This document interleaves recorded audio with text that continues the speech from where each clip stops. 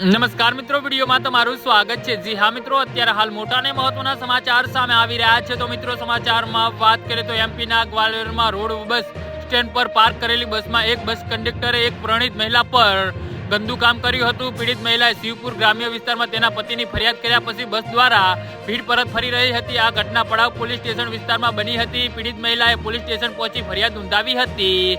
જી હા મિત્રો, અત્યારે હાલ મોટા અને દુઃખદ સમાચાર સામે આવી રહ્યા છે। પોલીસે મહિલાની ફરિયાદ પર તાત્કાલિક કાર્યવાહી કરી અને આરોપી બસ કંડક્ટરની ધરપકડ કરી છે। મહિલાની ફરિયાદ પર આરોપી બસ કંડક્ટર વિરુદ્ધ બળાત્કારનો કેસ નોંધવામાં આવ્યો છે। જી હા મિત્રો, અત્યારે હાલ મોટા અને મહત્વના સમાચાર સામે આવી રહ્યા છે। ભીડ જિલ્લાની એક 27 વર્ષીય મહિલાને લગ્નના 6 વર્ષ પહેલા શિવપુરના એક પુરુષ સાથે થયા હતા।